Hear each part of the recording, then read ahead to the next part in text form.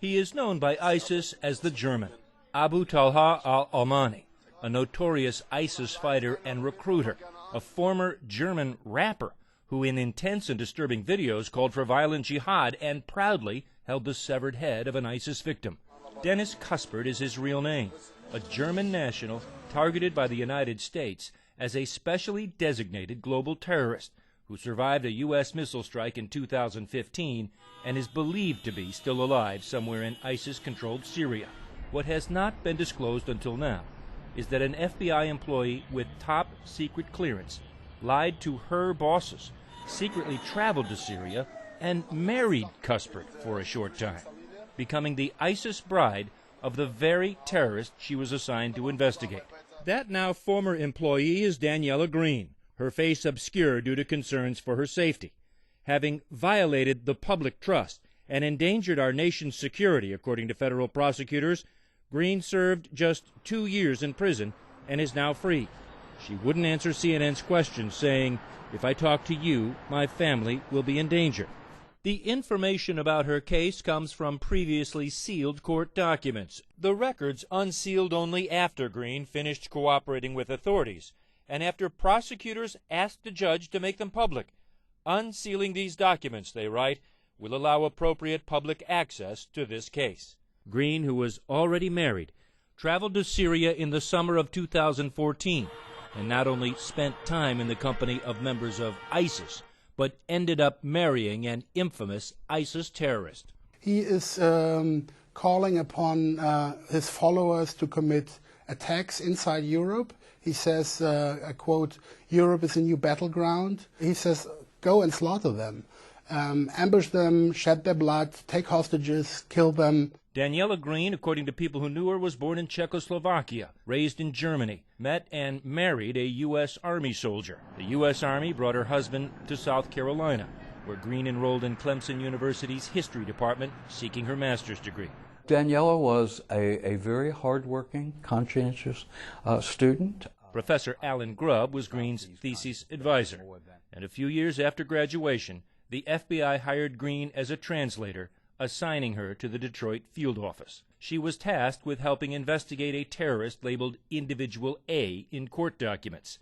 CNN has learned Individual A is the German rapper turned ISIS fighter Dennis Kuspert. Green was able to track the terrorist using 3 Skype accounts, but it turns out the FBI knew of only 2. Green had sole access to a 3rd Skype account, and in June 2014, Green told her supervisor she was making a trip to Germany to visit family. Instead, she flew through Toronto to Istanbul, traveled south to Gaziantep, Turkey, crossed the Syrian border with the help of the terrorist, and disappeared.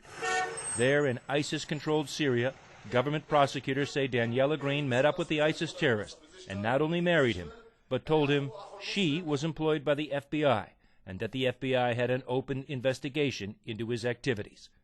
Professor Alan Grubb says any tale involving terrorism simply could not involve the Daniela Green he knew. So if I told you that she got wrapped up in a terrorist investigation where she's the target, I would assume that you would find that hard to believe. I would be dumbfounded by that.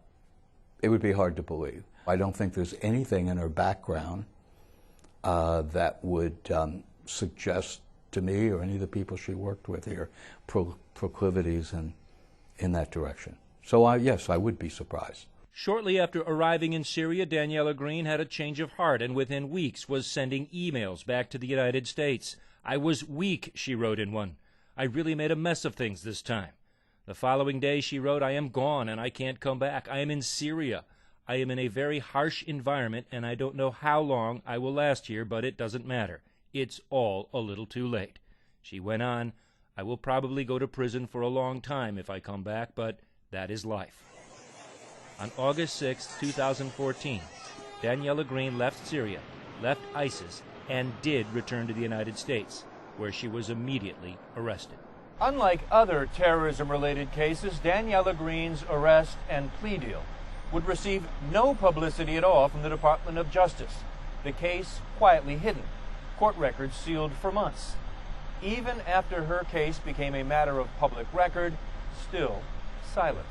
A look on the FBI and the Department of Justice websites show page after page of press releases about similar terrorism arrests over the years, but this one stayed buried until now. This is a very wild tale involving terrorism, the FBI, matters of national security, and it's hard to imagine that there would not be public interest in it.